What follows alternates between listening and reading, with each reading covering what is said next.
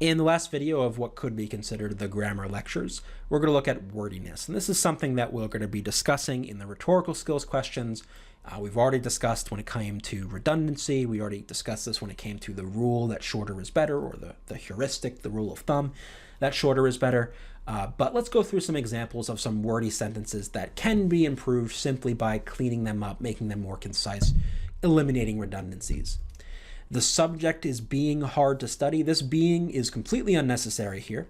In fact, being is almost always wrong. And I mentioned this previously, but this was a thing that the SAT, the old SAT, loved to harp on, and being was almost always wrong there. We don't see it too very often on the new test, but it does appear occasionally, and when it has, it's pretty much always been wrong. So don't immediately get rid of it, but be really skeptical of it because it creates fragments, it creates wordy sentences as it does here. So we'll eliminate it. I wrote the essay with my purpose to be the releasing of the prisoners. So with my purpose to be is kind of awkward, kind of wordy. Let's change that to, for example, to something like in order to, or even just to. I wrote the essay, or to help release the prisoners, or something, right? There's with my purpose to be is just super awkward and wordy. We can do it in a cleaner fashion. I want to begin in the participation of the league. Again, super wordy and stilted. How about I want to join the league? Why do we need to make this any more complicated than that? During the battle, the rebels blew up the dam, and this confused the government. First, we have a pronoun issue. This, what is that referring to? So we need to clean this up, make it more clear. So we can actually change this to during the battle, the rebels blew up the dam, comma, confusing the government, participial phrase at the end. There are other possible changes, but this just cleans up the connections a bit more. The men walking to their barracks, they decided to disobey the orders. Here, we can just swap out, for example, get rid of the men, because the men walking to their barracks is kind of like a fragment. So swap out they for the men, and this is just a much cleaner sentence. Walking to their barracks, the men decided to disobey the orders. I quit my job due to the fact that I hated my boss. Due to the fact is a really awkward way of just saying because. So just use because. The new school was founded by me. This one, I don't know, isn't super terrible, I guess. Depends on what you're trying to emphasize. But we could write this in a much cleaner way like this. I founded the new club. This is the difference between passive and active voice, which the SAT so far really hasn't done much with. If they, in future tests, start having questions directly on this, I'll make a video about it. But for now, just note that I founded the new club is just shorter and cleaner than the original.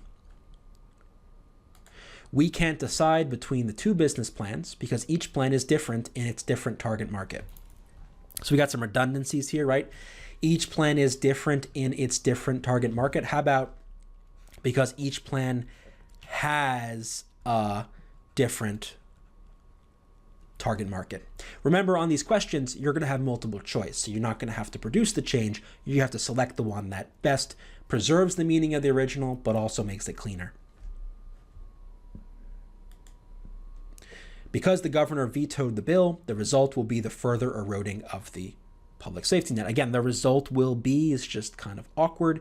How about something like, because the governor vetoed the bill, the public safety net will erode further, right? Much cleaner, much more direct. Last one, the painter is always busy. The painter is always busy, considering that his paintings combine both beautiful aesthetics and a long-lasting nature. So the painter is always busy, considering that is a bit awkward. We might want to just say because. In addition, combine both beautiful aesthetics and a long-lasting nature. We might be able to shorten that into something like beauty and longevity, for example. Again, you would see this in the choices and you would prefer beauty and longevity to beautiful aesthetics and a long-lasting nature. It's just cleaner, more direct. So remember, shorter is better. Wordiness and redundancy go hand in hand. Let's look at an example. In broad terms, philosophy is the study of meaning and the values underlying thought and behavior.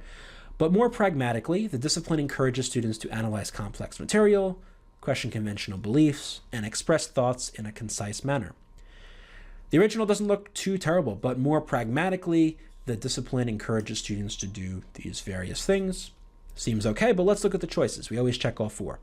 But speaking in a more pragmatic way, what does that add to the original that we really needed? It just adds a bunch more words and brings up the question of, is the discipline speaking? That's a bit odd. Who or what is speaking here? But speaking in a way more pragmatically is even worse than B. It's making it more complicated and ugly.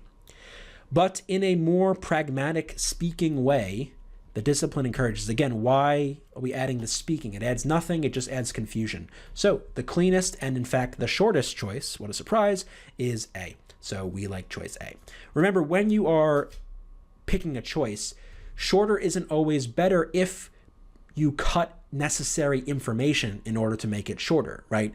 What makes a shorter choice better is if it preserves the meaning of the original, keeps all the details that you need, and at the same time lowers the number of words, makes cleaner, more direct sentence structures. That's what you're looking for. So use the shorter is better as a last stage, last rule of thumb, rather than just looking at the choices and picking the shortest one. That is not what we want to do. So this is for now the end of the grammar videos. Let's move on to rhetorical skills.